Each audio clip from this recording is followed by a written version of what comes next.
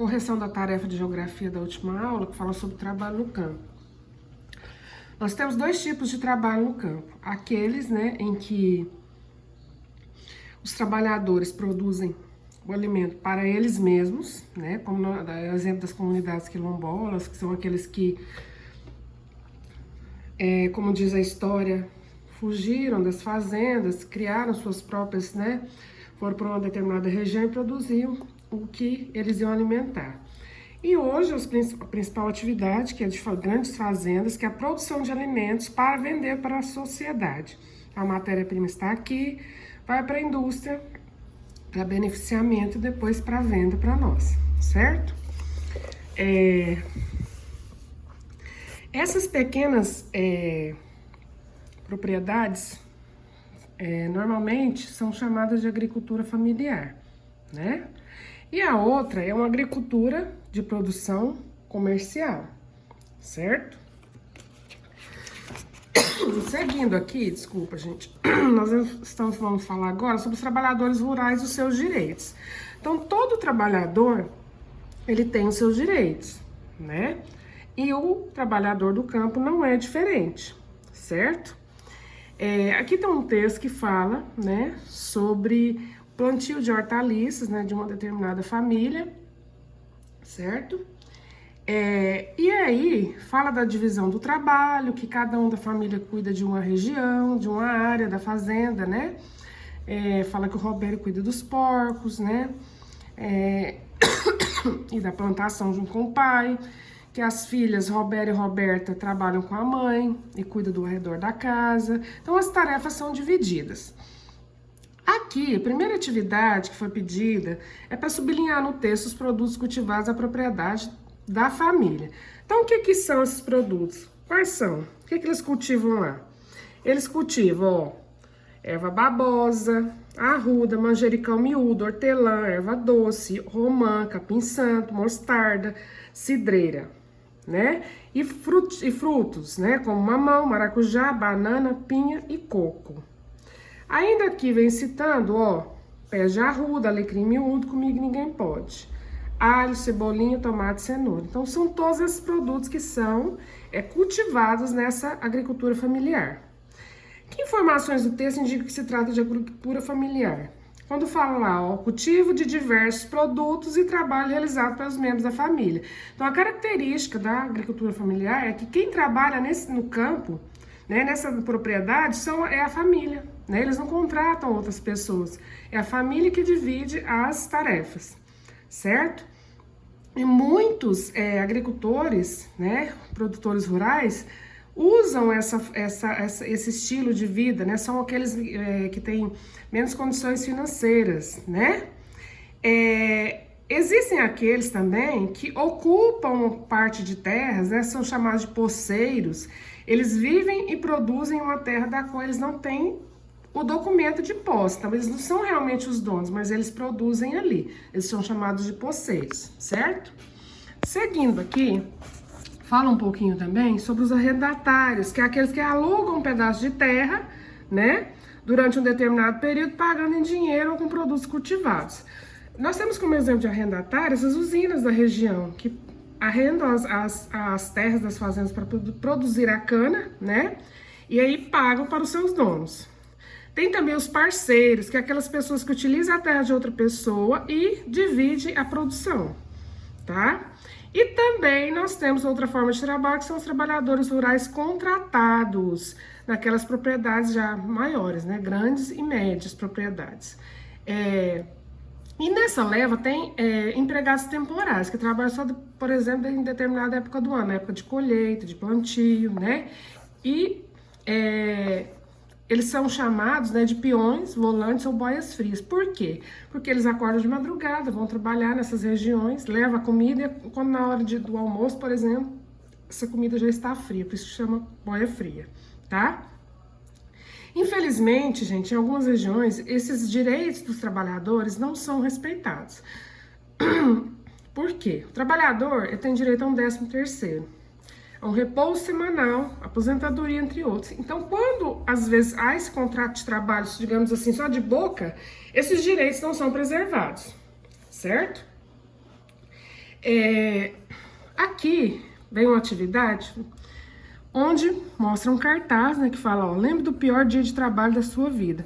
Isso aqui é uma campanha, né, contra o trabalho escravo, né, a falta de respeito aos direitos dos trabalhadores. O trabalho escravo é aquele que não respeita os direitos dos trabalhadores, né? Qual que é o objetivo desse cartaz? Ele está fazendo um alerta, né, de incentivar as pessoas a denunciar o trabalho escravo, né? Então, os trabalhadores não podem aceitar e tem que ter os seus direitos respeitados. E aqui uma pergunta pessoal, na sua opinião, por que o governo brasileiro fez a campanha divulgada no cartaz? Então, por que o governo brasileiro fez isso?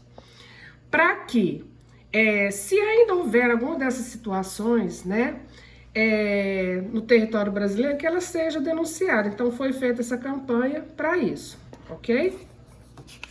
Continuando aqui, na página 86, vem mostrando aqui agora o trabalho na cidade. Nós falamos do trabalho no campo, agora o trabalho na cidade. O trabalho na cidade, ele é bem mais amplo, né? Tem várias profissões, várias atividades, né? E todas elas necessárias, assim como as do campo, certo? Vamos citar alguns exemplos de profissionais da cidade, ó. Dentista, professora, médico, farmacêutico, eletricista, engenheiro, então são várias profissões, né? Hoje em dia, essas atividades, né, da cidade, digamos assim, são aquelas que fazem parte do setor terciário, certo? Porque são as prestações de serviço. Então, lá do campo é o primário, que é a produção, né? É o extrativismo. E essas da cidade normalmente são do setor terciário, né? Lembrando ainda que, como a gente vai ver aqui, né, tem as fábricas, o setor secundário, que é o beneficiamento dos recursos que são retirados da natureza, fazem parte do setor secundário, né? Então, normalmente na cidade tem alguns bairros, né, que são chamados de bairros industriais, onde tem mais indústrias. Aqui está mostrando um exemplo aqui, com imagens, fotografias, né, de uma região de Bangu, né, fábrica de tecidos Bangu, que foi fundada em 1889. Então, a primeira imagem mostra, né, o ano de 1889. E aí, depois mostra essa imagem, né, em 2007, se eu não me engano, isso aqui, deixa eu ver. 2005, não, mostra que em 2005 a fábrica foi desativada e aí construiu-se um shopping aqui. Então, são várias as atividades, né, que são utilizadas, né, digamos assim, na região da cidade, né, no trabalho na cidade. Então, o que era fábrica, por exemplo, muda para centro comercial, criam-se cinemas, restaurantes, né, de acordo com a necessidade do local, certo? Continuando aqui na página 88, vem falando um pouquinho sobre do campo para a cidade em busca de trabalho. Nós tivemos um fenômeno no Brasil que, alguns anos atrás, a maioria das pessoas moravam na zona rural. E aí, com o desenvolvimento, né, a formação das indústrias, houve o êxodo rural. O que é o êxodo rural? É a saída das pessoas do campo para morar na cidade, em busca de empregos, melhores condições de vida, mais conforto. Então, hoje em dia, essa situação foi invertida, né? Hoje em dia, as pessoas, elas moram, a maioria na cidade, no campo são muito poucas, né? Apesar de ter, porque houve uma época que no campo não havia energia, né? Hoje em dia tem até internet, mas as pessoas preferem viver na cidade devido às melhores condições de vida, né? Tem mais lazer, tudo é mais próximo, né? Aqui mostra, né, uma imagem, né? Uma obra de arte que foi pintada pelo artista Aécio, que mostra os retirantes, né? O que são os retirantes? Aqui simboliza a saída das pessoas lá da região Nordeste, por exemplo, que vieram para o Sul, Sudeste, em busca de trabalho, né? Fugindo da seca, certo? Aqui mostra um gráfico que retrata bem o que eu falei para vocês, que é a população rural e urbana, de acordo com cada ano. Olha só, em 1940, esse vermelhinho retrata a população urbana e o verde a população rural. Então, olha a diferença, né, nas barrinhas. Como era grande a população, né, no campo. Em 1950 ainda era maior no campo, 1960. Já em 1970, a situação começa a se inverter. Então, no campo já cai o número de pessoas morando no campo e já aumenta as da cidade. E aí só vai crescendo, né? Chegando em 2010, que foi a última data da pesquisa, né? Em que, olha só a diferença, né? Das pessoas, dos moradores do campo e da cidade, tá?